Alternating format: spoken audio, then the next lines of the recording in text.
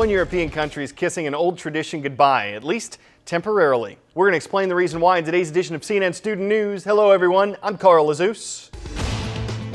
First up, protesters take to the streets of Washington as the Tea Party Express rolls into town.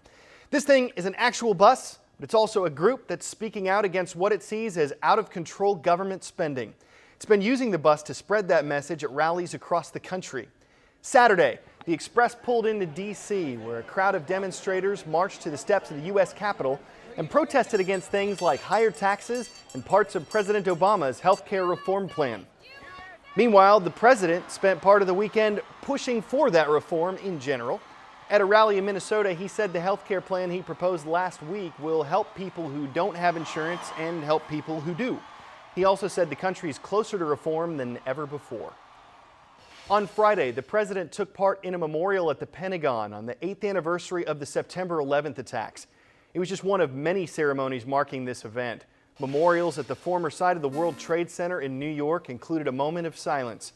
The city's mayor also praised the newly established National Day of Service and Remembrance. Half a world away, U.S. troops in Afghanistan held ceremonies as well, honoring the lives of those people killed on 9/11 and service members who have died in battle since then.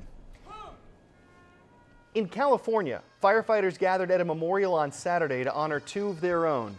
Ted Hall and Arnie Quinones were killed last month trying to find an escape route for their crew while battling the station fire. During his speech at the ceremony, Governor Arnold Schwarzenegger praised the two men and their courage. The station fire has been burning since August 26th. It is the largest blaze in the history of Los Angeles County, but as of Saturday evening, it was about 84% contained. That same state, California, offered a landing strip for the Space Shuttle Discovery on Friday as its crew returned from the 13-day mission to the International Space Station. Normally, the shuttle would touch down at the Kennedy Space Center in Florida, but bad weather scrapped those plans. There is a downside to landing on the West Coast. It adds an extra week and an extra $1 million to get the shuttle back to Florida and ready for its next mission. See if you can ID me. I'm a European country that's a little smaller than the state of Texas. I was established as a nation more than 1,100 years ago.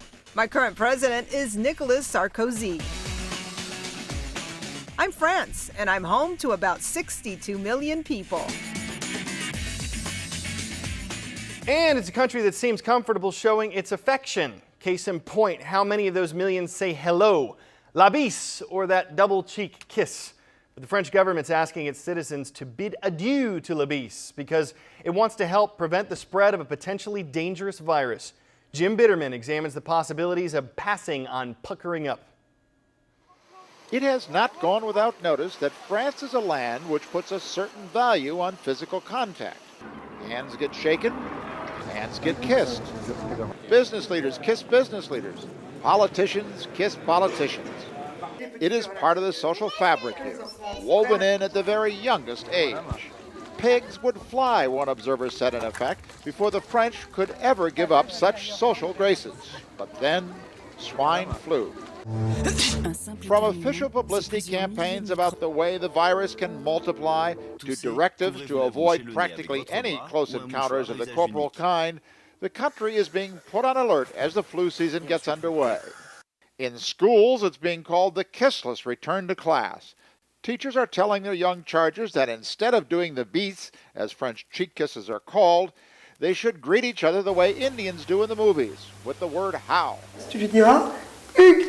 or the French equivalent thereof, and save their displays of affection in kiss boxes, restraint that's somewhat easier to sell to the really young than their older brothers and sisters.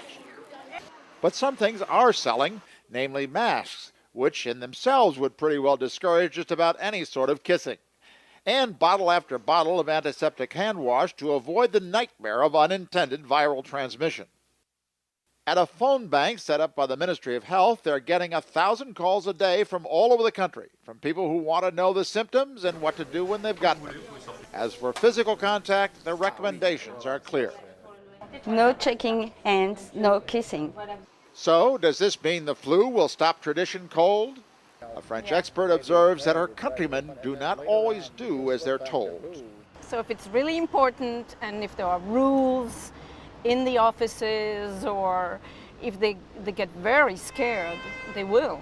But otherwise, they'll say, A word to the wise: conversion, a change from one religion, belief, or viewpoint to another.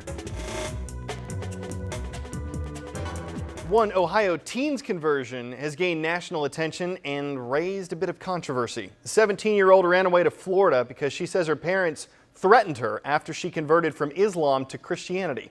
The parents say that accusation's untrue. Now a judge has gotten involved in the situation. Susan Candiotti has her details. If there's one thing all sides agree on, and I'm fighting for my life. You guys don't understand. And they don't understand. it's that Ohio teen runaway Rivka Berry appears to be one frightened girl. They have to kill me. She says her parents want to kill her for converting from Islam to Christianity. Your daughter says that at one point you held up a laptop and said, "I'm going to kill you." It's not at all true. It's not at all true. I have never hit my child. Rivka's parents say the 17-year-old first talked about being a Christian at age 14 to get babysitting jobs. We did not fight over it. We just asked and then that's end of it. A couple of years later, Rivka joined internet Christian prayer groups, including this one on Facebook, run by a college missionary student. She shared with me her testimony of how she became a Christian. Brian Williams says he sometimes met the teenager at a prayer group near Ohio State University and baptized her at her request. Williams says after Rivka's dad allegedly threatened her, she announced on Facebook she was running away. Rivka's parents insist she's free to be a Christian.